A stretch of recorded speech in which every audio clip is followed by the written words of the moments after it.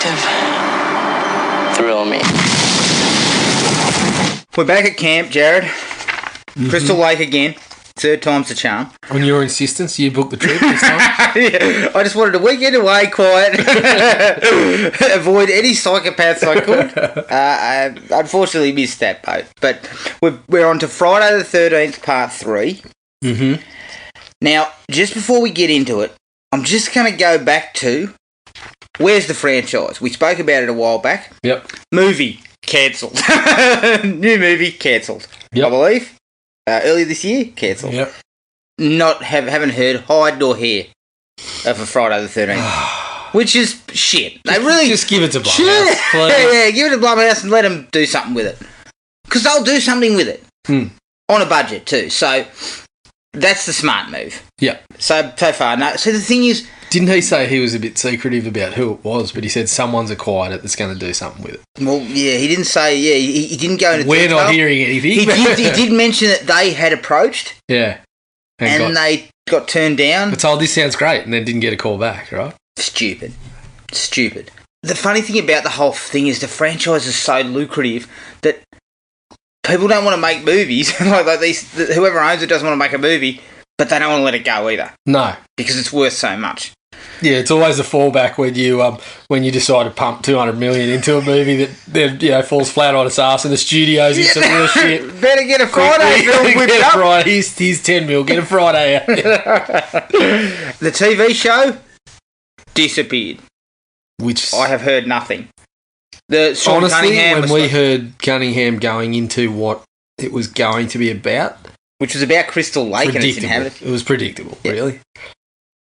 I think it can be done, but it would have to be like Scream or one of those. Yeah. And Jason can't be. He really can't be in it.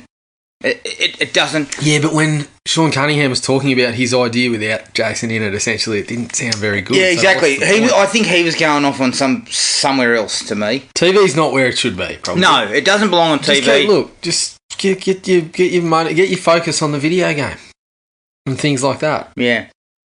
Speaking of the video game, you're still not happy? Look, it's a great idea, and the content they've given us since it came has been great. Like they gave us the Jarvis house from part 4, Jason from part 4. They gave us Fox, the character from this film. Yep. Really good ideas. And Jason's previous to that too, since we've spoken about it. They've dropped 2 other Jasons. Yeah, plus, they're providing slightly different variations on some of the Jasons. This is all great stuff. But I've managed to finish one game in about 10 goes. Yeah. Basically, the people who aren't getting private matches together are getting screwed royally. And how can I get a private? We talked about this, mate. We just didn't have the clout. We didn't have the people. Yeah. We couldn't get a private. We managed to get 4 people together, I think, at one stage. Yeah, but it's trying to get everyone together when you want to play a game. Like, sometimes you just turn the TV on and go, fuck, I want to play a game. Oh, shit. But you can't. we had a couple of... My nephew was involved. I mean, he's in bed when we were supposed to play. Yeah. Yeah, I haven't opened the game in 2 months. Yeah, I mean, I have. The last time I opened it, I couldn't get onto a game, so... Yeah, I have. I've managed to get onto a couple of games. Yeah. And when you get on, it's fun. It is fun. But it'd be much more fun with friends, but it is fun to play. And the Jarvis map is probably the best one. It's really big, it's really wide, there's a lot of stuff to look for. They gave the Tommy Jarvis tapes, they've added them. I have not seen a tape in my entire time looking through. They're fucking hard to find, but you've got to get on the game to find a tape, mate. So I love what they're doing, but it's just not working. No. It's a shame because it's so close to being...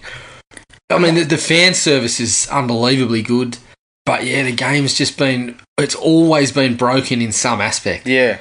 And my only hope is that they give us the one-player challenges. Yeah. And they are able to clean up the issues once we've got all that together. Yeah. And they start dropping some new things and maybe it's going to get better, but I've said that for months and it just hasn't gotten any better. No. I mean, the PlayStation... And I think, as we mentioned, the single player, if they're doing bots, that's going to be heavily restricted. So even then, we won't really be able to play the game how we want to. No. And yeah, I said all along, I actually enjoyed my time as a counsellor. You can't do it in bots. Yeah. You're just not going to be able to do it. And it's really disappointing because I feel that these guys have put in a heap of effort, but they just don't have the backing to make this into something really great. Yep. Which is sad. Yep. All right. Let's get into it. Here's the trailer, Friday the 13th, Part 3. Friday the 13th, Part 3 in Super 3D. The all-new process that puts you in the picture. Whether you want to be there or not. It will scare you. Count on it.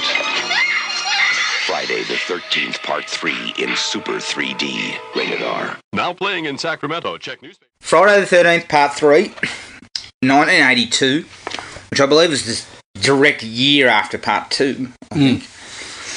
Directed by Part 2's Steve Miner.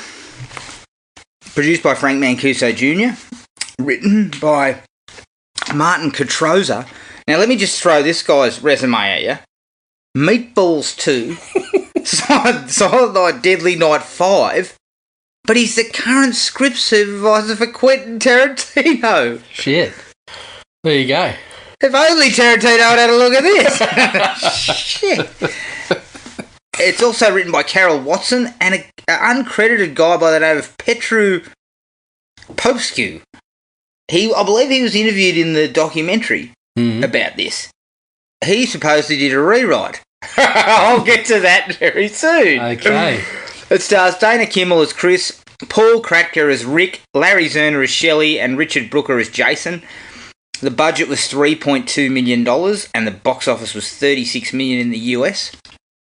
The actual original plan for this film involved Ginny, from Part 2, being confined to a psychiatric hospital. Suffering from the trauma inflicted on her during the ordeal with Jason, she eventually finds that, intent on revenge, he has tracked her down and begins to murder the staff and other patients at the hospital. But when Amy Steele declined to return, they took it in this direction. I get the sense you feel that I feel that idea would have been all right. Yeah. Yeah. Okay. Jared, you've been ragging on this for a while, it'd be interesting to see where you sit after watching it again. Well, funnily enough, I seem to change my tune on these things every single time I watch them, but I remember the first time I ever watched Part 2 and Part 3, I watched them back to back, and I just thought that was just one of the worst decisions I could have ever made because they were both shit house. But every time I've gone back to 2, I've really enjoyed it. Not so much for this one, but I must say this time around I did find it a little better than I have previously. I know this one seems to split people down the middle. It seems to be you either really like Part 3 or you just can't stand it. I tend to be on the can't stand it side, but it was better than I probably give it credit for this time around. It has massive problems. But it does a couple of things quite well.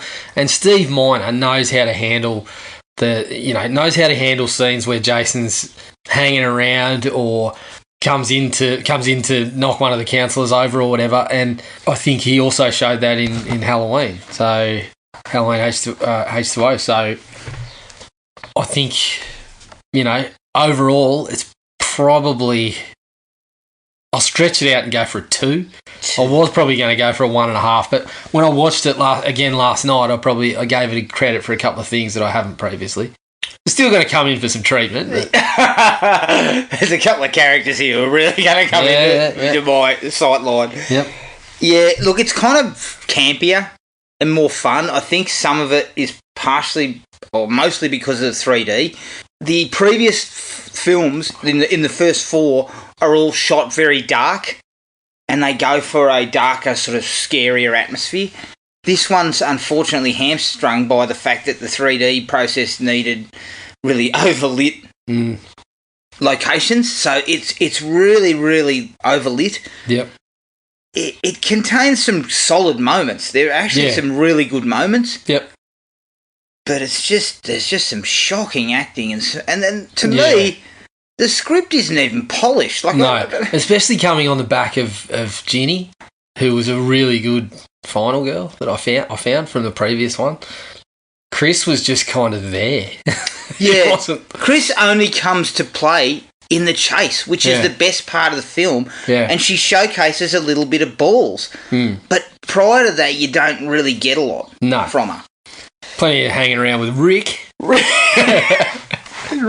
2 out of 5 for me as well. Yep. All right. Look, I've got quite a few likes, strangely enough, but they're very much like singular pieces. Yeah. It's not big chunks of it. You can't actually say, a big piece of it here was really awesome. No, and even the likes, they do some things pretty poorly with at times. So. There's some up and down on the likes. Yeah. It's not really a like, but I did like it because I was laughing at it. They just got straight into the 3D, did they? Yeah. Like after you got your little flashback to part 2, the very first thing you get is a fucking set of 3D credits. Yeah. Like it's just straight into it. To probably the greatest music there is. Mate. Well, quite frankly, it sounds like the fucking Bee Gees. It's like the end of the disco. What's going on? Disco era. Yes, Disco Jason. What's going on there? But that and the credits together, I was laughing my ass off. I was just kind of sitting there, and there's nothing to see but names. But I was laughing because of the music's going, and every name you've ever seen is flying at the screen. What I loved about it is it kind of starts a little bit like 6. But 6 knows how stupid it is. Yeah. But 3 doesn't know. Exactly. The difference was this one didn't really know. They were really trying. Look, what I'm going to do, this is how I'm going to do my likes and dislikes, Jared. I'm going to start with the bigger pieces that I liked, then go into some of the more nuanced, and that's for both my likes and my dislikes. Okay. I think Richard Brooke is actually quite good as Jason. He's thinner, he's a little more fluid. I kind of liked him. He's got a really sort of relaxed style about him when he walks. I'll return serve on that later on. See, this is what I mean. Like, I read that as well, that Richard Brooker is a well-regarded Jason. You weren't having it? I wasn't having it. Look, he's got his moments in the parts where it's he's actually at his struggling. best in the chase. Yeah, in the parts where it's struggling with someone or chasing someone down, he's fine. He does a good job. And, when he's just in the background of a shot or stepping into a shot, and you can just see his waist and his hand sort of just to show that Jason was there the whole time or something like that. That stuff's fine, but there are other issues. There's a couple of things I didn't really like. I think the addition of the hockey mask is a nice touch. Winner, of course. Winning touch, yeah. What we had to suffer through to get the hockey mask, maybe not, but the hockey mask wasn't good. True. Oh yeah, my God. But I'll get to that. Hockey mask is definitely... It's a really nice touch. It's kind of cool looking, and it gives him a menacing kind of look. Everything about it works. Yep. And I'm going to throw this at you, Jared. I've never really dug... I never initially really looked closely at the Jason face in this one, but it's actually pretty good. He actually looks as human as he's ever looked in any of them, I reckon. Yeah, in terms of... Before they got to, like, zombie Jason look, this one's one of the pretty good because even 4, which I always loved because it was Savini coming back and he was sort of making Jason the older version. Even that doesn't look as good. No. Even overlooking the problems with the timeline where he's undergone a complete facial reconstruction and hair removal in one day overnight. Just stopped into the Crystal Lake kind of beauty salon. He stopped into bloody King Cuts or something. He's whipped into bloody barber or something. What do you want us to do there, mate? Nothing to say, all right? We'll just get the clippers out there. Sounds good. Should we do a cutthroat razor on it? Actually, they had to because in part 2 he had a beard. Yeah, exactly. So, these movies are awesome. That's why we love him, isn't it? But yeah, he does. I actually reckon the face looks. It was used well. Like it wasn't.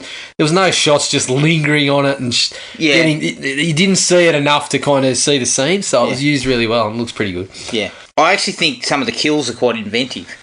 Yeah, in this one. Yeah. I really like the handstand kill. For some reason, I think it's one of my faves. It's just so stupid, but it's so kind of...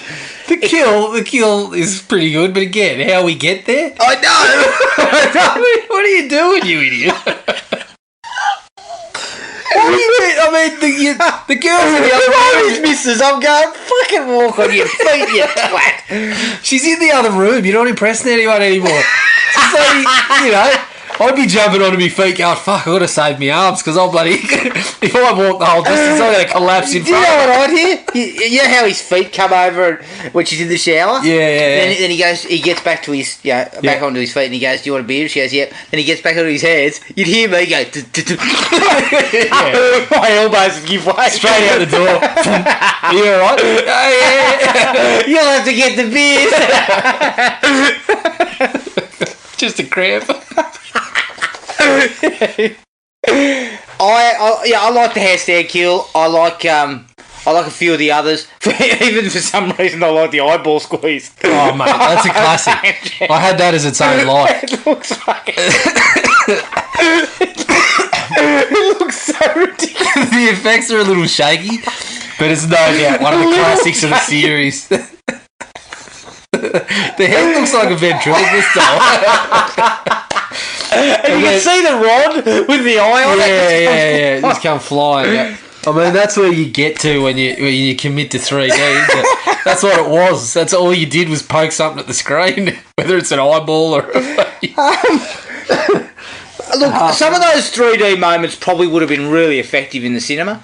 Yeah, on the big screen. Especially the spear gun. I think the spear gun would have worked really nicely. Well, what I look at is, My Bloody Valentine 3D was the one that paid homage to this kind of campy, everything's coming at you, flying out of the screen at you, and that worked well. That was a really fun movie to watch in 3D. Yeah. So this one probably a similar would have situation, been fun, even though it looks kind of silly now. And the 3D moments, it's all like they're kind of doing their very best to quickly set it up and then poke it right to the middle of the screen, and it looks bloody ridiculous, but. You probably would have appreciated it and had a bit of fun with it. Especially in 82. I mean, 3D films weren't really the rage. Fuck, what are you saying? In 82, there was just no entertainment whatsoever, so anything could entertain you? When we get to our discussion topic, mate, I'll explain to you what the 80s were not exactly ripe with this stuff, and this is one of the early ones, I believe. Yeah. Wasn't it the first? No, there was one called Coming At Ya. Right. It was a Western. Yeah, but wasn't this like the first sort of widescreen? This was probably the most widest released one, to start. There's a couple of nice shots. Look, Miner's a couple. 90 minutes, so you got a couple. No, but Miner's got a quality. Like he's at least got a. He had a bit more of a budget to work with here. Yeah. It would have been double because of 3D.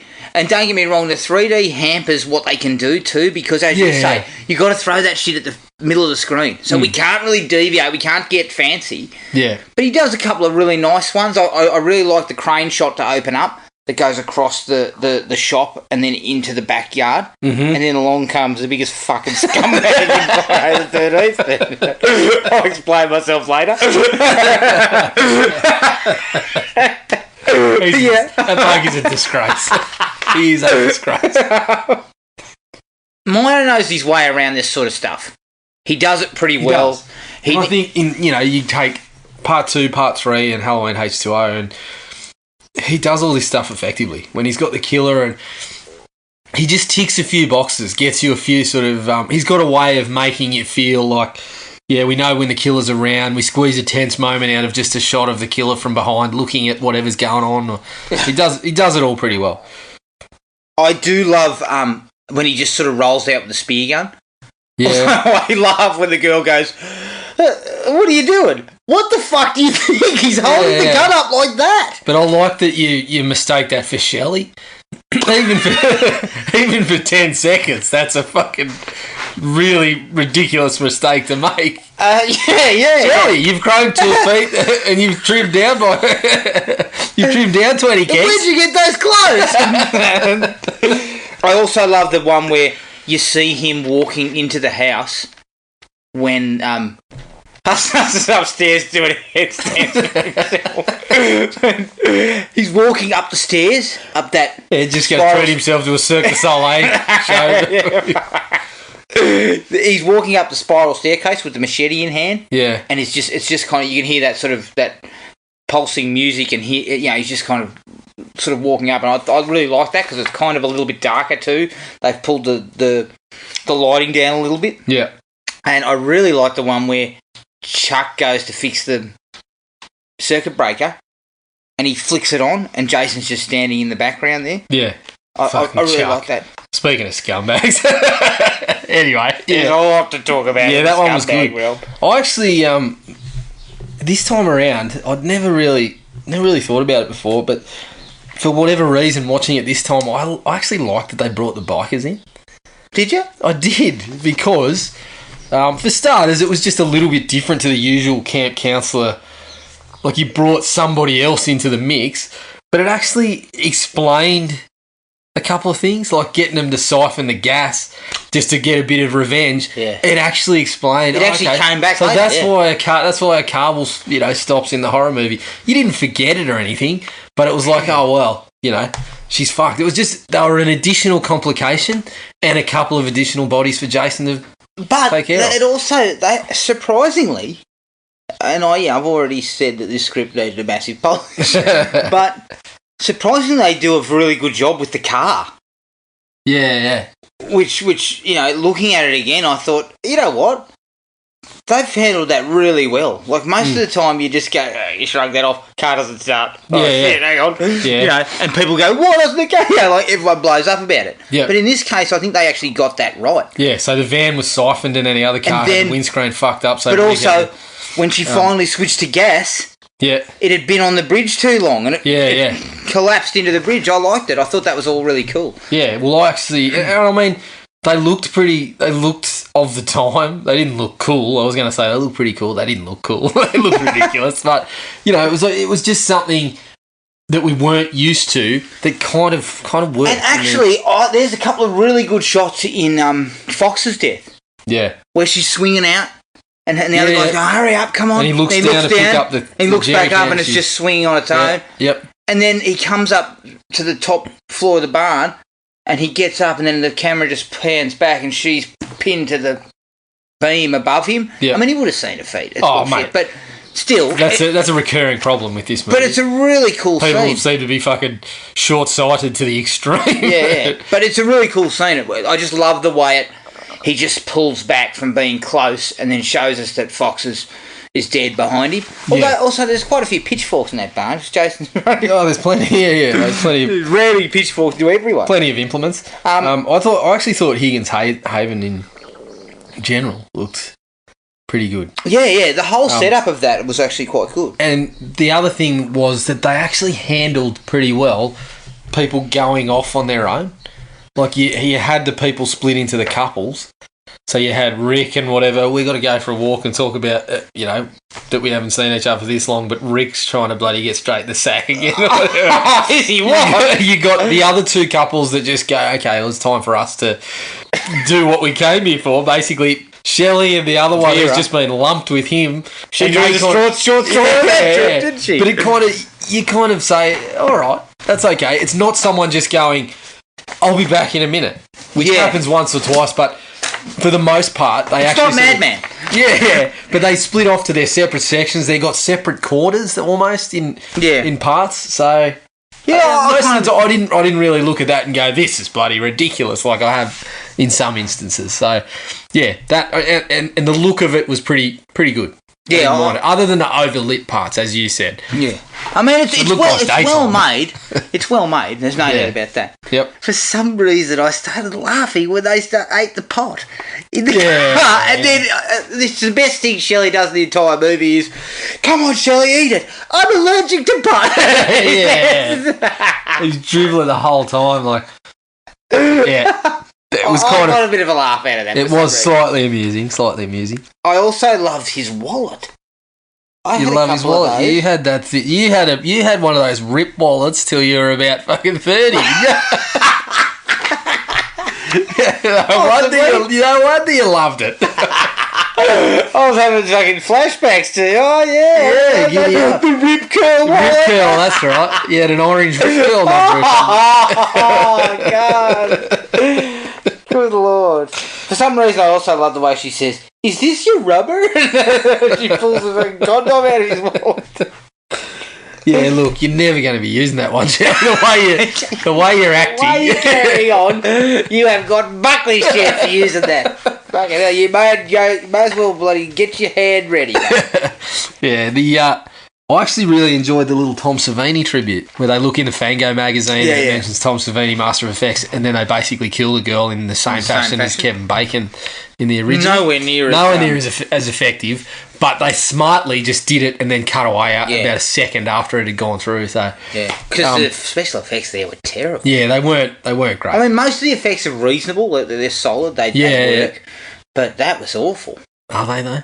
The head, also the eye popping out. Looking up at that bloke, he's been cut section He's down. He's been cleft in twain, has he? But the other way. Like he's been cut through across the stomach, not down the guts. Jesus. And you see like his legs sort of hollow out with all his guts in it. Yeah. Now, I'm going to get into Shelley a little bit later on, but I'll give him a brief mention that I did like, other than the mask. He actually kind of works as the boy who cried wolf. When he finally gets killed, yeah, you get him fucking drop in the doorway at the girl. How he's still alive, I'm baffled, considering exactly. But the way he sort of drops in the doorway and then she's like, stop stuffing around, or whatever she says to him. That sort of works for a second, just to give you this, she doesn't believe it, so she's stuck there. Instead of going fucking running off or whatever, she's stuck there for a second, and then that gives Jason all the time he needs until she realises it's all legit. Yeah. But I thought that was one of the few things that it worked for him. My biggest like of the whole film is that final chase. When Rick comes crashing through the window, it pretty much goes for about 15 minutes, I think. Yep. Roughly. That is super effective. It's possibly the best chase in the whole franchise. Like, it's really, really, really well done because she actually makes some reasonable decisions. Yeah. She hides. She attacks back. She pulls a knife out of a dead body, which is... I saw that and I was thinking, why don't we see that a bit more? I don't remember seeing that too often, especially in this series. I was kind of shocked for a second. I was like, fuck, I forgot she did that. But also, Chris, perhaps aim for his heart or his fucking kneecap. Like yeah. She goes to the car. Yeah. Like, she doesn't... She's actually surprisingly, because she's such a non-event before that, she's surprisingly strong as a final girl in the shit. And the chase is really, really solid. Like, she pulls the bookcase down on him, like fucking, and all the books go down on him. Like, some smart shit goes on. Yeah. Well, as smart as you can get it in here. Yeah, exactly. But it's reasonably sharp stuff. And you're not sitting there going, oh, what are you doing? Yeah. Like, you're kind of saying, yeah, well. And it really takes it to him. It makes Jason seem more scary, which he's not really scary, but it makes him more formidable because she's actually doing the right things. Yeah. But he's still on your hammer, basically. Well, mate, she stabs him in the leg and the hand. Yep. She hits him over the head with the log of wood. She hits him over the head with the spade. Yep. She hangs him. Yep. Like, she really lets loose on the bloke. Yeah, it makes him look harder to... Yeah. It's where it kind of got to that he's unkillable, basically. Yeah. You know? But I think it's a really good chase. Yeah. And I still look at... I mean, I still have to look at the others, but even my favourite one, which is part 4 and part 6, they're my two favourites, but I still don't think the chases in that are as good. Probably not. So, yeah... I'd have to revise. I would. I'd have to revisit, because I haven't revisited, but... Which I'm sure we'll do in the matter of the next couple of months somewhere. Looking back... I'm sure you'll make a statement like, Friday the 13th, part 4, best protagonist of the series, and I'll go, well, I better just check it out so I can... debunk that book. I better talk to you about that one. That's where I end. That's where things end for me. You got anything? Do I? I don't know if I do. I don't think so. Except for Chuck inhaling some weed and going, heavy shit. Yeah, definitely like that one. Yeah, definitely. Oh, well, the funny thing is, That would actually be in a ranking of a number of fucking scenes in this series that take place on the toilet. There's a lot of toilet work. It's probably my second favourite line on the toilet behind. Ooh, baby, ooh, baby. Yeah, bitch, you gotta get it now. Yeah, but you know, the other thing about Chucky is I think when he inhales that weed, he ages 20. So he's about 40. The thing about Damien is I'm always impressed at how he can hit those high notes while his stomach muscles are contracting and damn enchiladas. As he's passing an enchilada, he's still got Boys to Men style. Still able to hit the high C. All right, okay. Dislikes. Now again, I'm gonna start with the heavier things. Okay. And then go down in depth. But right, the script is just it feels like a first draft. It's really badly focused. There are little pieces that are mentioned that were maybe in a previous draft or maybe they were cut out or something, but they're never spoken about again. We don't know where these characters, like, are they uni students? What are they? We don't really know anything about them when they turn up. There's a comment about one of the girls being pregnant. It's like The Room. And it's like, why do we need to know that she's pregnant? What does that bring to any table? Yeah, it's sort of, I mean, when you say, you don't really know who they were, where they come from, okay, I can deal with a little detail like that not being dropped in there because we're not exactly going to get the character development, but at least give us something about the protagonist, like the final girl. We've got to have something to kind of latch onto, don't we? And they tried to do that with that ridiculous shit I'll talk about later. Oh, mate, that's coming in for some treatment on its own, but it's basically just the bare bones to get them there. Basically, it seems like they just felt none of this was important. No. That's what it feels like. It's 3D and effects, that's what's important. Yeah, so it feels like we don't need to tell you who they are, we don't need to develop anything about the main character. We'll just have this collection of characters and get knocked off, which... And look... I mean, it's kind of... It's in a way, you're going to fall into a bit of that because you need to put a bunch of people on screen for Jason to knock over. And so you're going to fall into that a little bit, but it's so... I mean, here, Chris is just one of the crowd. But there are things, as I said, that they come up, and like she says when she first turns up to Higgins Haven, I haven't been here for 2 years, right? But then 2 seconds later he says, geez, you've put on some weight since last summer. And I'm thinking, okay, so were you guys hanging out last summer? Where? Were you hanging out here? Like what? Yeah. I didn't get the connection because to me it feels like something was cut out or removed or it was in the script at one point and then it was removed. Now, yeah, okay, you're always going to have characters that we kind of hate and we just couldn't care less about, and go, so you kind of cheer when they get taken out, but you still need someone that we care some bit about to raise the stakes a little bit. And we got the stakes are just what stakes? They're at an all-time low because to me that's why I feel that pregnancy stuff felt like I was being included because that girl's pregnant and then she's going to die at one point and we're going to feel something. But but you kind of just you sit there and go, what? And then she's gone in 10 minutes. Yeah, well, she only spends 10 minutes of screen time after telling us she was pregnant. Yeah, so it's sort of, it doesn't... It really needed a solid polish. Yeah. There's mistakes galore through it. Something I spoke to you about when we first sort of got here off air, but the tone of this film just feels different to the other preceding two. Because they were darker. And both parts 1 and part 2 had, they brought in the storm and the rain, and, Jason was in the dark a lot. Yeah. But here he can't, I mean, they couldn't do it because it's a gimmick they're working with.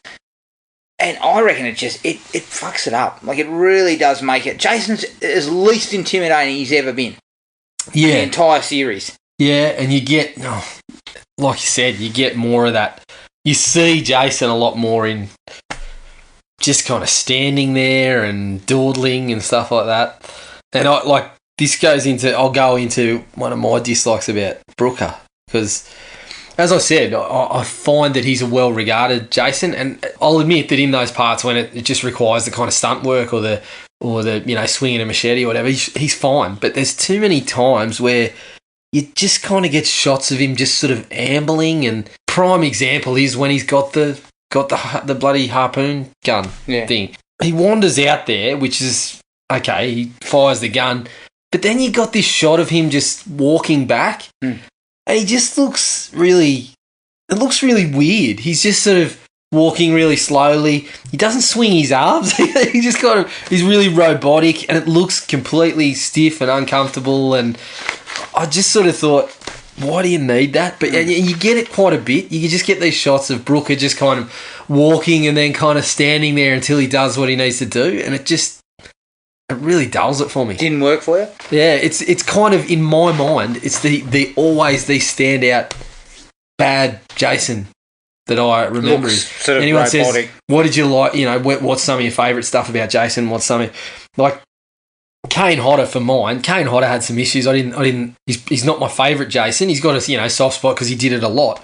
But when Kane Hodder was just walking or standing there, he had these little ticks, and you never kind of felt like he's just sort of walking to his spot and then doing what he needs to do. He was heavy breathing, heavy breathing, chest out, or his arms out, Whereas, so every time I think of what I don't like about Jason, I think of Brooker ambling back down the jetty after he's fired the harpoon gun, and just for mine, it looks really bad. I think the first two Jasons probably struggled from some of those elements that weren't there. I actually personally, and this is for a later podcast, obviously, but my actual favourite is Ted White from Part 4.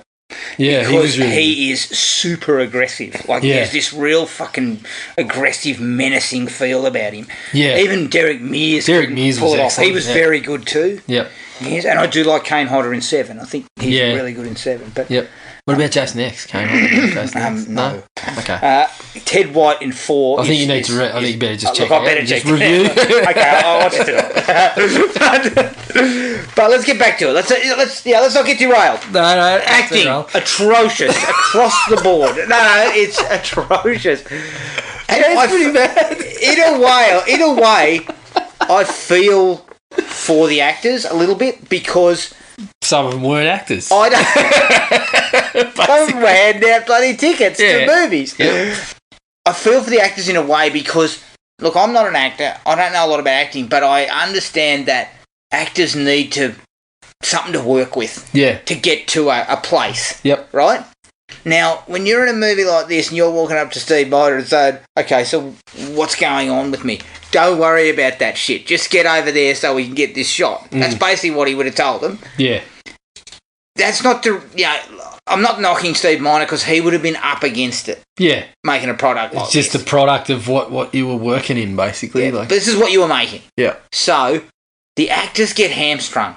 Who's the worst? Who's the worst? The worst is Shelley. Shelley. No doubt. Yeah. I feel the same.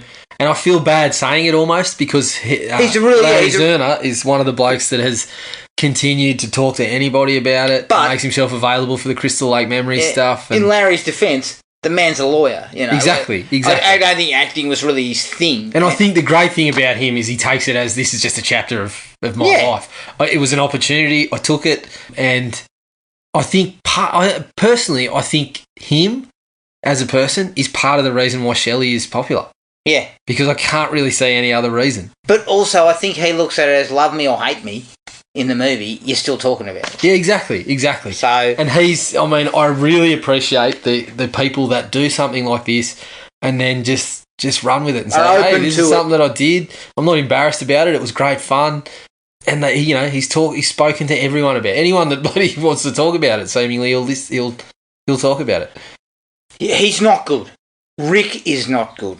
He's also quite open to talking about it too. Yep. He did a commentary on one of the DVDs. Yep. Which I believe you still got of mine. Yeah, I've got it. Okay. Yeah. I just watched it. Did you? Why did you purchase it from fuck? Why did you purchase it? I had to hire it. Why didn't you just tell me? Because I actually had a copy of Part 3, but you dropped the box on me one day and said, just hang on to it. I don't want to talk about this anymore. You paid for it, you idiots. a copy as well? Well, you are keeping this franchise alive. Are you? Is that other copy possibly mine as well? Yeah. You had it on. No. The other copy's mine. You had this. I'm assuming you had this on VHS or hired it a number of times. No, I hired it. You purchased on. You purchased on DVD, handed it off to me, and then hired the bloody thing. Jesus Christ. Well, I was up against it. I needed to watch it. I mean, I was going to try and do it from my mind. Then I thought, oh shit. Then you thought, no. I need to know. I've only seen it 28 times. I better run through it again. But let's just get down to it. Rick's stilted. Shelley's not really an actor. Mm-hmm. I think Chris is just there. Yeah. I think Chris could have been better. I think she actually was a better actor than a few others. She's just kind of around. Yep.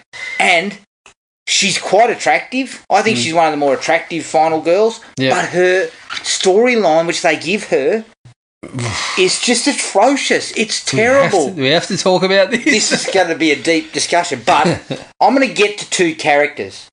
Right. But I'm going to throw one last thing about acting in. There's a sequence where Ali, is it Ali? Ali. Yeah, the biker guy. Yeah. He walks into the barn, he closes the door, and you can just tell he doesn't know when to say the line. And then he goes... and then looks and turns this way and says his line. It's like, this is what I'm talking about. This is just... We're talking about rushing through this stuff. Yeah, someone says, do we get it? And Steve Miner looks at his watch and goes, oh, fuck yeah, we got it. Move on.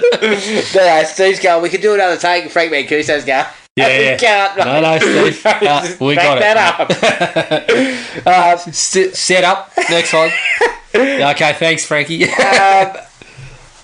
The cast was basically inexperienced, I think you're saying. Oh, it's running theme again, basically. Now, the characters were not much better, and I'm going to get to my two least favourite that I feel are worst of the franchise in one way or another. Worst of the franchise. We better review the whole series just to confirm that. I think and make a list of 1 to 100. We better do ourselves a rating the franchise again on front of the 13th. But Shelley is just a terribly annoying character with no redeeming features. Terrible. He has that ridiculous thing where he falls out of a fucking closet with a fake axe in his head 5 minutes after getting there. Yeah. Right? He meets his date with some kind of mask on. He looks like a psychotic. Yeah. He's bloody terrible. He's terrible. The sympathetic stuff is so ham-fisted that the bloke is just a massive pain in the ass from go to woe. Because they're trying to make out like, would you put your face out if it looked like this? The delivery of that stuff is... Yeah. Now take the mask off. Would you take the mask off if you look like this? It's like, oh, man. Like, it's a combination of poor old Larry Zerner just taking a chance when someone said, you want to be in a movie? Oh, righto. I'm not saying I'd turn up and do any better if I just got picked off the street corner and doing it, but it doesn't work for him. And the only sympathetic outcast thing we get is him constantly doing something annoying and then going, oh, but I have to because I look like this or people don't like me. It's like, no, they don't fucking like you because you keep doing this. It's a vicious cycle, you idiot. Stop doing it, we might like you and we can make some progress on whatever issues you have about yourself.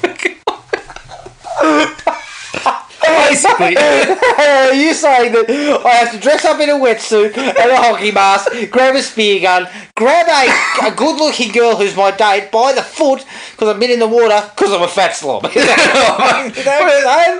mean, the wetsuit stuff is Exhibit A. I mean, like, you've gone to the shop. Surely all that shit wasn't in that little bag yet. Oh, bloody hell. It's like a fucking magician's hat or something. But he's kind of sitting there just like... You go to the shops, all right, and this girl thinks, you were great, Shelley. She says, you were great, you were brave, you're doing it. Oh, fuck, I've made progress. I better jump into the wetsuit and then scare her again. You know what's going to seal the deal. I'm going to scare her with a wetsuit and hockey mask on. Oh, you fucking idiot. Dildo. So, yeah, it's just he's just I think worst insufferable would be the word. I think worst character in the franchise. Yeah, he'd be up there. He's definitely the worst. Part five's got a couple of real my mate jerk off in the Junior, bushes. him, Junior and his mum. They're probably my number one contenders. I forgot about them. Oh my god, yeah. He's right up there. Yeah, mate. he's up there. My second. He probably escapes that level of wrath from myself just because he got the mask into the He did. You're bloody lucky. You're bloody lucky. Your fucking bag had so much room in it. You can squeeze the hockey mask in there. Because He also doesn't have a sequence where he's going, "He hurt me, Mum!" I think the Junior's got him covered. You actually make a good point though, because when you first see the bag, it's probably not even big enough for the mask to fit in there, is it? Mate, it's a fucking briefcase. It's not big enough to put anything in. He's not getting a wetsuit in there. They're like the spear gun. No. Right. The second one I'm itching to talk about is the guy at the start. His name's Harold. Right. Is it Harold? Yeah. You've got a grievance? I've got a fucking grievance, alright. He is the biggest scumbag in Crystal Lake across the franchise. Again, across the franchise. Do tell. He is the biggest scumbag. Let's look at it. Let's look at his body of work. He starts by eating fish food. Yep. He's immediately eating fish food. Goes back for doubles, doesn't he? Yeah, dayfly eggs. Fuck. He then walks around his little store, drinks from a bottle of juice, eats some peanuts, or peanuts, has a donut, starts hooking into some donuts. Yeah. His wife, who is basically riding the bloke for a minute. Yeah, look, the first thing he does is knock the pole holding the washing over, and she gets stuck right in from the get-go. She just starts abusing him, yeah. Which is probably pretty rough, but look, she also mentions that she's sick of his sloppy habits. I'm 100% with her on that one. I'm fucking sick of your sloppy habits if what he does in the next 5 minutes, he's probably doing it every fucking day. Yeah. I can see why she's not happy. Yeah. But then he proceeds to have... He puts the donut back, though. I think his wife puts it back. His wife puts it back, but then he gets it again, doesn't he? Does he? You forgot to mention that his fucking pet rabbit is sitting in the vegetable.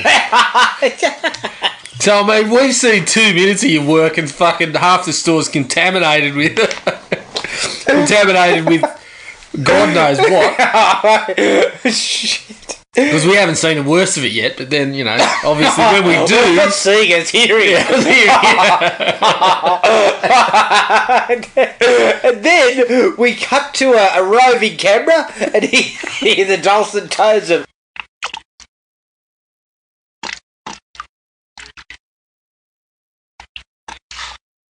He's having explosive diarrhea. Yes. Yeah. I'm talking about explosive diarrhea.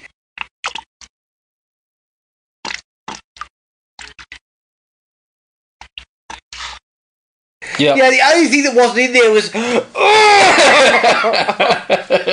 That's the only thing that was missing in that sequence. And he seems pretty comfortable with it too. Like, it's not like he's grabbing onto the seat rodeo style or anything. It's not something that's new to him. It's something that seems pretty pedestrian. He's comfortable with the saddle. It's pretty pedestrian. It's an everyday thing that he got explosive diarrhea, basically. He also then picks up a bottle of Jack, I think. Yeah. Couple of swigs of whiskey just a spare to loosen things up a little bit more. Spare bottle of grog in the crapper, like as you do. But this is where things get kind of hellish. He fails to wipe his freckle. Scariest thing in the movie for me. I think that was cut. They quickly paired down what was in there, and they went, "Oh shit, we can't have that in there." Too scary. 3D turn. Yeah, but he does. No, he just not even a thought of it. Right? He doesn't even go grab a couple of squares. Just minor. Nothing. He just whips up his tweeds. Yep. Doesn't wash his hands either in that period. No. So he is in a lot. He comes from a long line of Crystal Lake residents who seem to have not grasped the concept of cleaning up after yourself after doing a poop. Simple etiquette and fucking hygiene. I'm not asking something out of the ordinary. Well, Jared, but the worst thing about him is once you've got his first couple of minutes of work in the store, then you see that, you start thinking back. So essentially, his entire store is bloody laced with his own feces. Laced with feces, rabbit poop, saliva after he's been swigging on all the drinks. Like, the bloke is just, he's making a mockery of the bloody service industry. I'm not happy. He's also making a mockery of bog etiquette. Exactly. But any time you do a poop, mate, you wipe your freckle and you wash your hands. Minimum. And I believe it's not even something alarming that he hears. He just hears one sound, doesn't he? And then he sure wasn't a poop. He dropped his guts and thought, oh shit.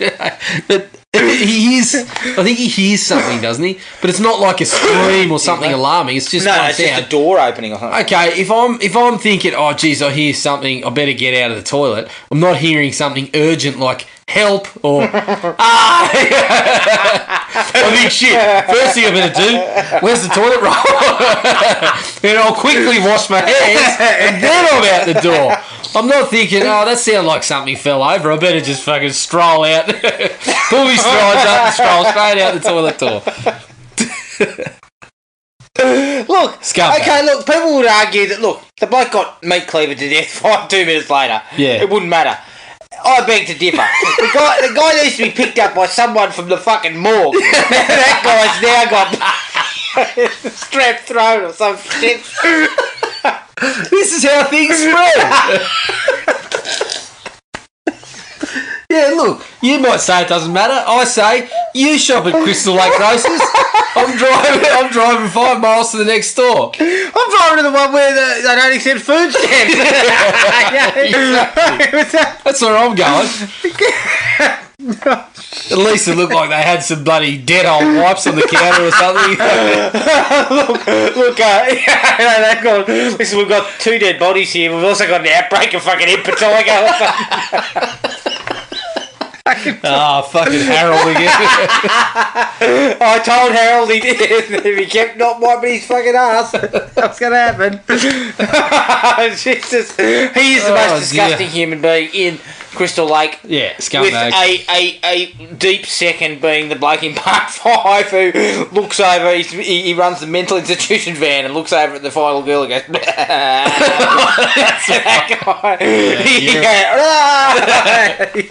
Yeah, but at least when he did that, it looked like his hand had been washed before he did it. So. Oh yeah, his hand was fucking squeaky clean. Oh mate, the opening flashback it's 5 minutes of padding. Yeah, that could have been done in 2 minutes. It could have been shortened, but they essentially just took it the shot for shot. Yeah, and there's an immediate continuity error. What, that Jason's got a beard? Or? No, but Jason had the machete stuck in his chest. Yeah. And then we see him, he's laying on his side, he just sort of goes, just drops the machete in front of him. Where'd you get that from? Yeah, but he's also got a fresh set of clothes. They're freshly pressed. Fresh set of clothes, style cut. It's obvious that that's Richard Brooker being reused in that get-up, but it's just stupid. Like, you don't even need that. No.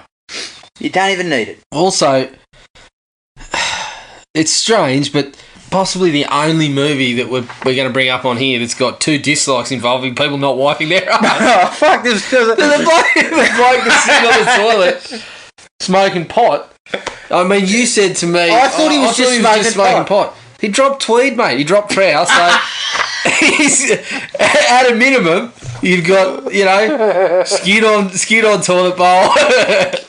Once you've committed, even if the act is not done... he hasn't fired something. Look, he hasn't fired the gun, but he's committed. He's unholstered.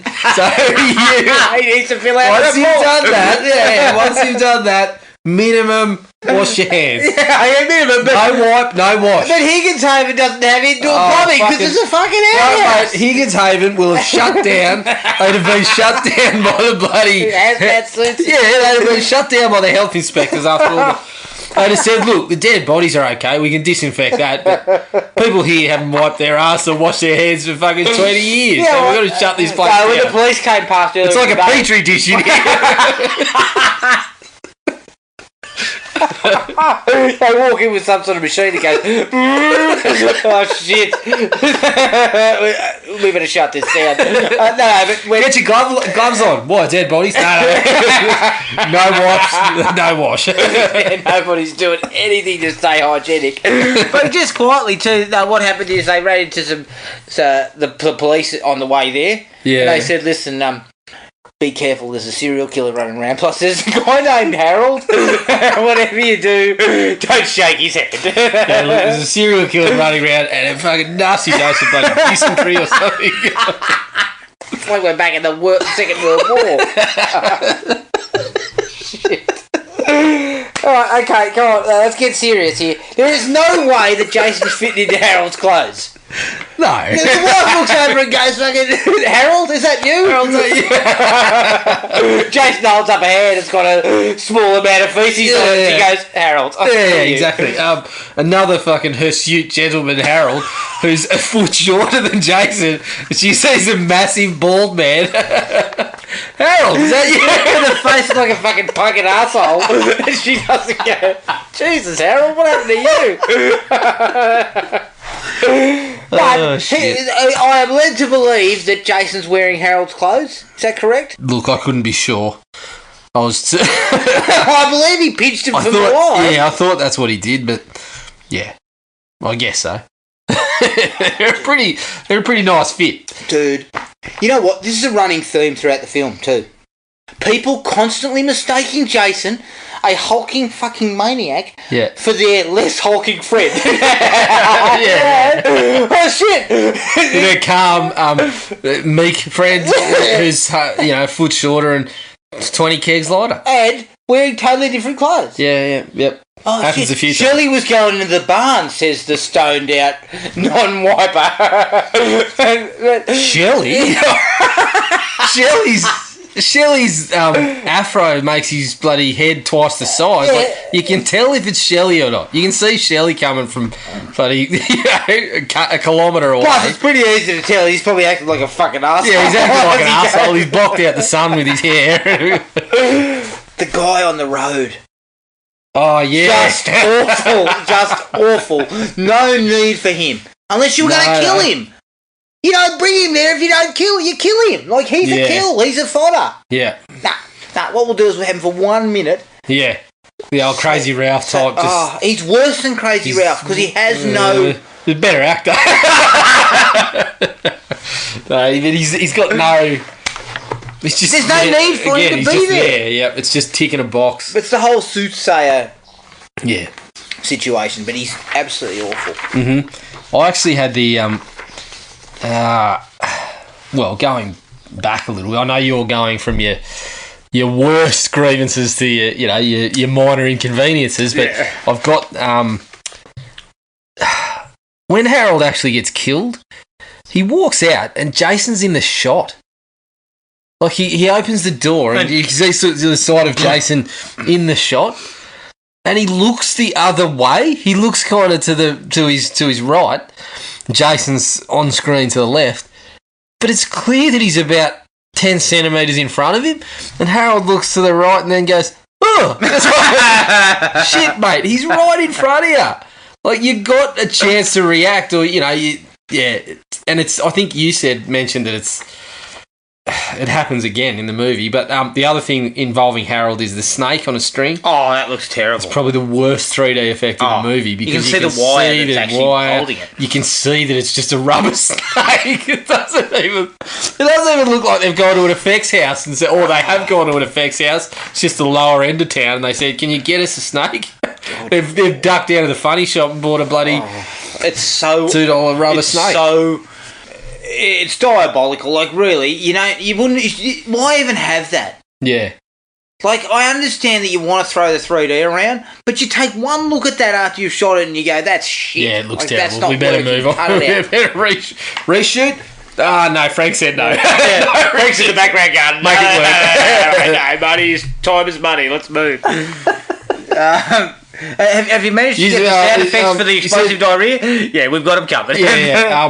Reshoot. Well, sorry, Frank. Release, did you say? Yeah. That's what we're doing. We're releasing it. Reshoot. Yeah. Release. Every single jump scare is poorly timed. They're like the musical sting's like a half second behind. So somebody reaches out and grabs someone, then you hear. Maybe it was the copy that you hired. Seemed to be okay. Seemed to be okay on your DVD set there, mate. Rick. I maintain you said look after it. Hang on to it. What? How long now? It's been 10 years. No, it's only been a year. You gave it to me about a year ago. Oh, You said, yeah? hang on to it. Okay.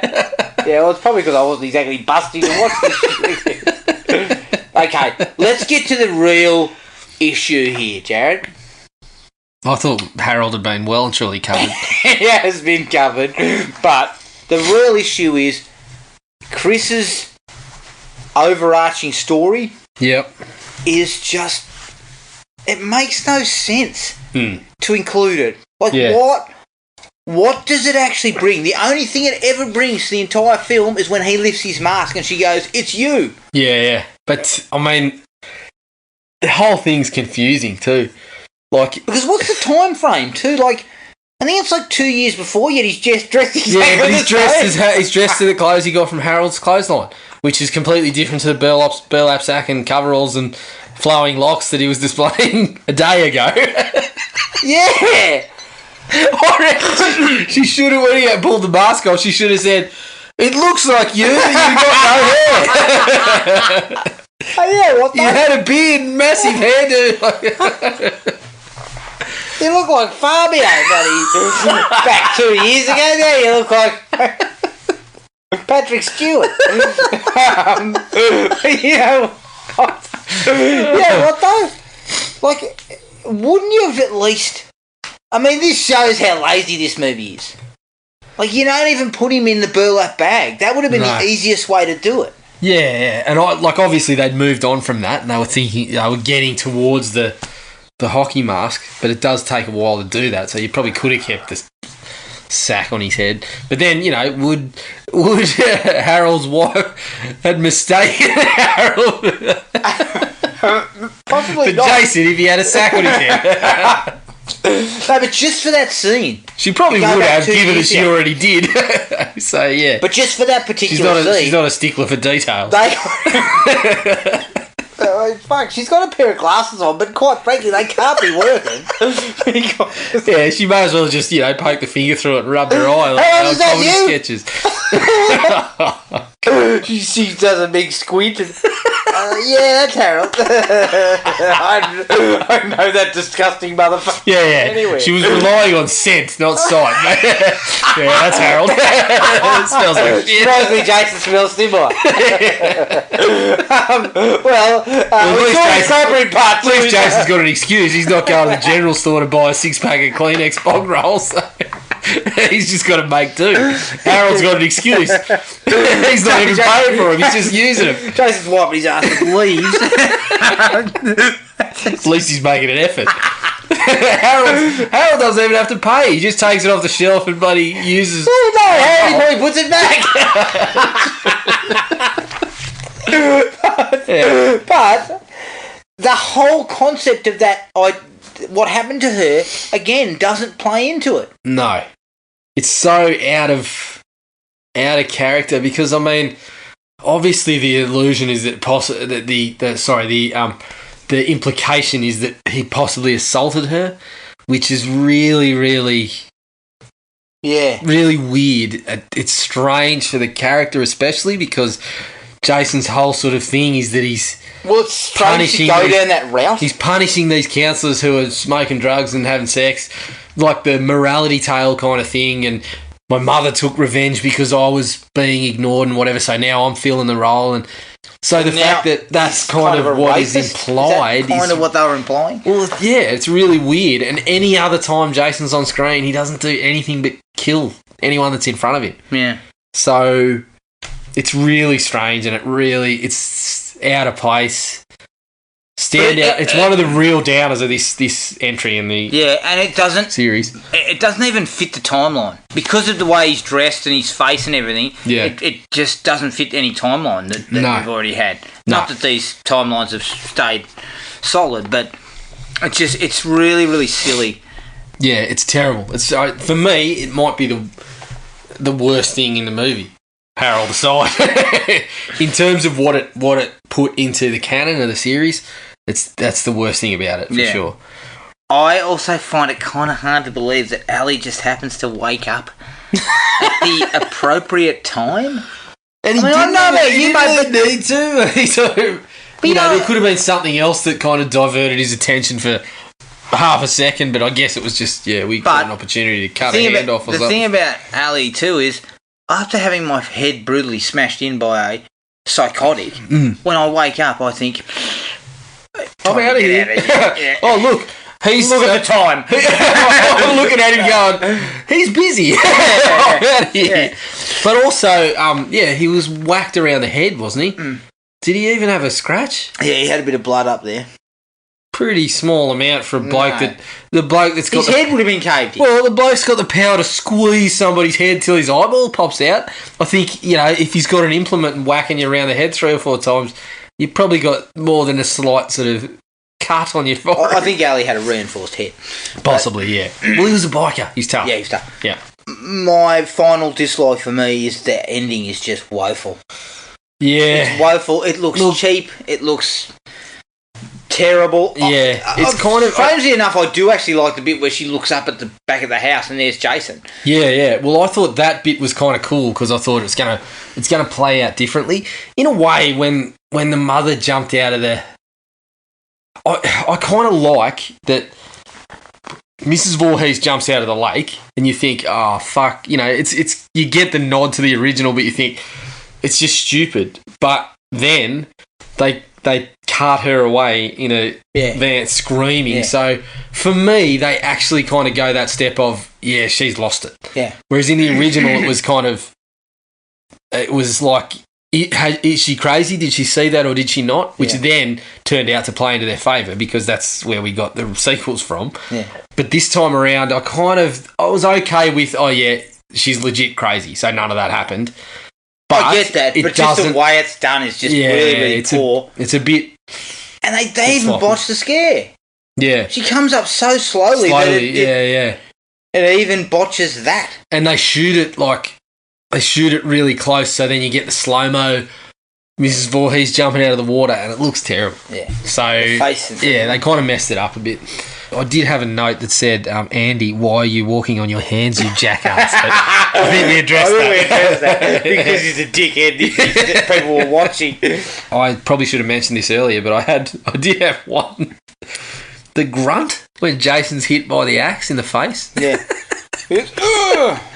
Doesn't sound like what I'd imagine Jason to sound like. It's one of those bits where you think maybe they should have just kept him silent again because he gets the whack in the face and it's like he runs several times. When he gets stabbed in the leg, when he gets stabbed in the hand. It's they're trying to make him human, but they try to make him human, but the whole time they're kind of doing the best job of making him into the unstoppable killing machine because she's the one that fights back the most. Yeah. So. Yeah, worked and didn't, I suppose. That's it for me. Yeah, that's it for me. Harold, we just, just in general, Harold, dislike. It's a little disappointing because I do have a longer history with this one. Yeah. But you can just see that this one's kind of lazy and relying wholly and solely on its gimmick idea and the classic Jason setup. Yep. All right, that's Friday the 13th, part 3 in 3D. We're going to take a quick break and we're going to come back and have a quick discussion about 3D films.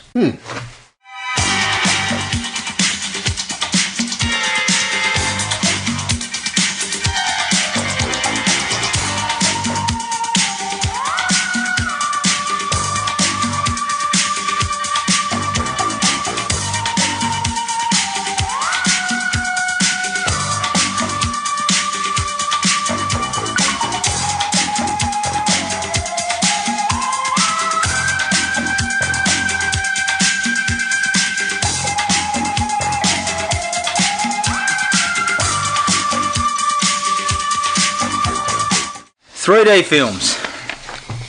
They really had two renaissance periods. Mm-hmm. The 1980s, which is what Friday the 13th Part 3 came from, and then also the 2000s. Now, Jared, just to start off, where do you sit with 3D? Like, what's your take on 3D, personally? I've never been as down on it. I know some people just flat out hate it and just won't go and watch a 3D film. I have tended to go and see certain films in 3D. Not everything, but I've always been happy to pay the extra dollar or two if it's certain films. But I do dislike the tendency in the current era that they went to just make a film 3D just to get cash in, basically. I've rarely seen good examples of where it's used well. So I guess I don't know why I'm still optimistic and do actually choose to see some of it in 3D. But yeah, I'm not so down on it, but I can also see why people hate it. And I can see that it's dying, basically. Look, I would have been right at home in the 80s. Yep. Because it was a gimmick. In the 1980s, it was a pure gimmick. It had nothing to do... Friday the 13th is a classic example. Mm-hmm. The film is a hodgepodge that is strictly been made to throw things at the screen, and I'm sure back in 1982 when this was out, it would have been very successful in terms of... I would have loved to watch it in there. Yeah. But obviously, in that point, it had a very limited scope of what it could do. Yeah. You could see how it could run dry pretty quickly. It could, and it kind of did. Like, the 80s really only had... There was the Western that started, all called Coming At Ya, and then you had things like Jaws 3D, Amityville 3D... Which weren't they made by the same studios after Friday? Yeah, they were made after Friday and made pretty much by the same people. Yep. Amityville 3D had early Meg Ryan. I didn't know that. Better check that out. Yeah, better check that out. Parasite. Early Demi Moore. Mm-hmm. And then there was another slasher flick that was doing it too called Silent Madness. It has a really... If you get on YouTube, there's a really, really piss-poor sequence where he throws an axe. Yeah. And I think it's actually cartoon. It's fucking terrible. Sounds great. But the 80s fizzled because it was a gimmick. Yeah. Like that's the simple fact is the 80s... It was a fad then, Yeah. and it had the limitations, obviously. I don't even know if they were charging extra price for tickets back then. Yeah, it was just to try and get more tickets, more bums on And seats. you also had to retrofit all the theatres. That was... So you were really Although didn't working... Paramount also have to then take all the lenses back? Yes. Didn't they get sued or something and took all the lenses back? So all the money they spent on that was for naught anyway. Yeah, that's right. So it was troublesome in the 80s, but it did showcase that it could be done. Yeah. I personally think Jaws 3D is terrible as far as 3D goes. I think Friday's more successful because I think Jaws actually had some stuff that was like, early CG type of work, when the teeth come out and all that sort of shit. It's very unsuccessful. Quick question. Would you watch that again or the 10-minute 3D sequence in Freddy's Dead? Definitely Jaws 3. Definitely. Yep. Probably the right answer there. Yep. I'd watch fucking any one of the movies I just mentioned. Before that 10-minute sequence. Or any 10-minute sequence of Freddy's Dead. But it's a black comedy. You just don't get it. Obviously not. So it died out in the 80s. I think the black comedy element is you watch this movie. Yeah, we got you. So it basically died out in the 80s. Yeah. Pretty fast. I don't really remember there being any key... I know that there was a couple of things that popped up at like some of the theme parks, like Terminator 2 in 3D. Yep. There was a ride, Mm-hmm. So those things were still sort of being tinkered with, I think, in the background. Yep. Back then. But it really hit its zenith in the 2000s. Avatar's really the king of it. Yeah. Because I think that Cameron might have been tinkering with that shit for years. Yeah. And this was... And Avatar was clearly one of the ones that thought about what you were going to see and it's when not, you were watching it. There was sequences that were shot down hallways. Yeah, the new version of 3D wasn't always for gimmick. No. It was for quality and depth and all this sort of shit. And that's what Avatar was bringing. Yep. And that was cutting edge, that technology. It was cutting edge. Mm-hmm. But not everybody had $200 million to work with. So yeah, and it turned into gimmick. Yeah. That's the problem. Well, it turned into, we'll just cut a 3D in post. Yeah. That's where you got into trouble. Mm-hmm. That's where I think you got into trouble. Because there have been literally hundreds of them. Yeah. Since 2005, hundreds and hundreds of films in 3D. Yeah. Most of them post-converted. I think of something like Piranha. Well, see, even that was post-converted. Yeah. I loved Piranha, but the 3D was awful in comparison to something like Avatar. Yeah. Piranha was fun, but it was never supposed to really be a 3D movie, I guess. I don't think so. So, yeah, that's the issue with it, is that it was, again, sort of restricted and it was flooded by films that just cashed Oversaturation, I think, has fucked it up. Yeah. And I mean, the other thing too that is going to hurt it now is that it's had its day. I mean, VR is going to be the next that's going to be the next thing. Like, you can see, if you're going to do a movie, you could almost do movies in VR. You get those Facebook videos where you move your phone and you get whatever you want to look at. Yeah. That's the next thing for me. That's it. You're going to hear about a movie. The whole movie's been shot in 360 or something. Yeah. So you can sit in a chair and then just swivel at the whole movie and see what... Which, I can see an artistic element to that, but it's going to be really difficult to make... Yeah.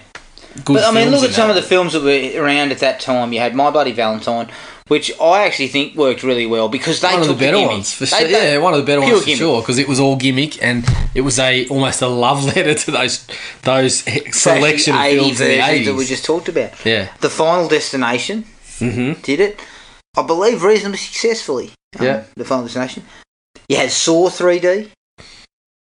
I didn't see it. But I didn't see it in 3D. Can't imagine it would have been fantastic. Just because you're throwing shit at me doesn't mean it's going to be any better. Piranha. Yeah, I ducked once, but I still hated the movie. Piranha was post-converted. Yep. So was Clash of the Titans. Clash of the Titans was fucking atrocious. No, it was. I went and saw it. My eyes hurt. Okay. Because it was so badly post-converted. And that was in 2D. Yeah, my eyes hurt fucking watching it because it's a shit fight, that movie. But in 3D it was even worse. Yeah. And this is the problem. I think this is where this is why I've got a little bit of a different take on it. I actually am not happy to pay the extra money. Yep. I think it's a rip-off, and I think that to slug you $2 to $3 more to watch some post-converted bullshit is a fucking rort. Yep. Whereas I can understand Avatar. Yeah. So if someone was to say to me, you got to pay $3 extra for a 3D surcharge on Avatar, I at least know that the quality, the film would have been shot in 3D. It's all done right. Yeah. Well, I'll tell you my point of difference, because I generally have the same feeling, but I'm happy to pay for certain films, and mostly it was animation. Yeah, animation works better. I remember watching Tangled because basically, obviously, I've got kids now, so I see most of the kids' movies, and sometimes I want to check that out in 3D. But I also used to just watch anything that Disney or Pixar released, I would watch, because I thought they did it pretty well. So I watched Tangled, and I remember there's that scene where the lanterns come out. Yeah. It looked fucking awesome. In the cinema, watching that, it looked great. And it actually was one of those points where you think, yep, it was probably worth paying the $2 just to get that immersion for that one scene almost. And I remember seeing something like Toy Story 3 where some of the scenes, it actually did add something. So it seemed like, aside from Avatar, the animation, the animated films were the ones where they actually kind of thought about what you were going to be seeing. Yeah. So that was really the only... Aside from that was Disneyland Star Wars ride. Oh, yeah. Saw that last year. I can't remember what it was called, but it was one of the ones where the actual thing moved as well. You were in a room that was on like hydraulics and stuff, and then you had the 3D screen as well. It worked beautifully. Like, it was fantastic. But again, that was 5 minutes of work for a specific purpose. Yeah. So, yeah, I was down for it in certain points. Now it's kind of it's done basically. I mean, I've got 3D Blu-rays there, and I'm thinking I better watch them before this TV dies, because I don't even know if the next generation of TVs will bother with it. So yeah, I don't think they will. Yeah. But I guess I take a bit of a dim view to re-releasing things like Titanic and shit like that in 3D. Just because you can post-convert it doesn't mean it should be done. That stuff is crap. And I mean, if you're going to remaster something, okay, but why bother with the 3D? Because you just remaster it. I mean, I've seen movies at the second run theatres and stuff like that. Just bloody remaster it and drop it there. And obviously they want to make the dough out of it again, but yeah, I think that's a little bit sad. So I'm not as big on it, and I think that you're 100% correct. It's dying off, and the fact that we went out 3D TVs at the height of its popularity, 3D TVs, and now that nobody's interested in that shit, nobody's buying that stuff anymore. So yeah, well, remember when they started trying to do the sport? There was 1 year. The State of Origins in 3D this year. Get your 3D TVs at Harvey Norman. That's right. Come on, Rabs. We're not going to be buying a 3D TV just for this shit. And they it happened. I don't think there was an explanation about how it was being done either. No, I think it happened 1 year, and it was clearly just a sales pitch for the TVs. And I mean, I remember speaking to my dad, who was trying to buy a new TV, and look, this does not know about the technology, but rolls in and says, I got a TV here, HD 3D, and I said, have you got anything to watch in 3D? And he goes, what do you mean? I was trying to tell him, look, Dad, there's nothing broadcast in 3D anymore. That lasted for about 10 minutes. And if you don't have A, 3D Blu-rays, and B, a Blu-ray player that will play them in 3D, you don't need a 3D TV. You have to buy they come with the TV. You get like 2 sets with the TV. But I mean, what sort of idiot was buying? what sort of idiot was going into the Harvey Norman salesman that was giving you, look, you got to have your 3D TV, but what if you want your mates to come over and watch it? You better buy 8 pairs of glasses too. Yeah. Sold. This bloke rolling back to the counter going, oh, mate, I've got a bridge to sell you too. Like, that stuff was... Yeah, that petered out real fast, because the whole idea of coming back to 3D, I don't know, it caught on more than it did in the 1980s. Yeah, definitely. The quality of the 3D was better in some places. The real D glasses were no longer blue-red. Yeah. So that helped. But overall, I think they lost their way when they started post-converting. Yeah. Because it just basically became, we'll just post-convert that to 3D, we'll get a few extra dollars and bums on seats, and there you go. And if it had been, like, I mean... I look at something like the Marvel movies, and I really like them, but I wish they kind of just had said, we'll just release them as they are. Yeah. And then, because once that happens, everyone's doing it. Yeah. Everyone's post-converting, and then, as you said, it just sort of becomes... It kind of devalues it. It devalues it, because you watch one of them and you're like, there's no effort to this. It's shit. And then, so the next time a movie comes out, you just say, nah, I'm not going to do it. And then all of a sudden, someone goes to a studio and says, I've got this movie that I'm really going to, run with the 3D. And if you're not James Cameron, they're just going, yeah, no, you're not going to do that. Well, in a way, convert it if you want to. In a way, and I don't love it. I don't love Avatar, the film. No. I think it's okay. It's an all right movie. But it's not great. The slew of shit that came after it devalued the quality of that 3D. Yeah, that 3D is top notch. Yeah. Top notch. Yep. Now, I don't care for that depth. I don't really care that much for the depth, but I appreciated Avatar. Like, I appreciated what had been done. Definitely. But then you just get a slew of bullshit next thing you know, you got Saw 3D. Yeah, exactly. Total crap. Texas Chainsaw. Oh, God. Thank God I didn't have to watch that in 3D. You liked it, though. I did enjoy it. I probably would have enjoyed it less in 3D. Probably. You would have said, fuck that $2. Could have bought a packet of Juicy Fruit. Could have bought another Friday the 13th Part 3, Hawaiian Friday the 13th Part 3 on iTunes. That was $4. I'm going to go halfway there. Oh, God.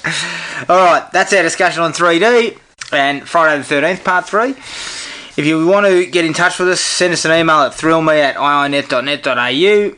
Like us on Facebook at Thrill Me Podcast Australia or at Podomatic at thrillme.podomatic.com. Keep an eye on our Facebook page and we'll let people know what we're going to be covering next. But until next time, take it easy and we'll see you in next episode. Cheers. Find the podcast at Podomatic or on iTunes. Don't forget to rate and review. Like us on Facebook at Thrill Me Podcast Australia or contact us at thrillme, all one word, all lowercase, at iinet.net.au.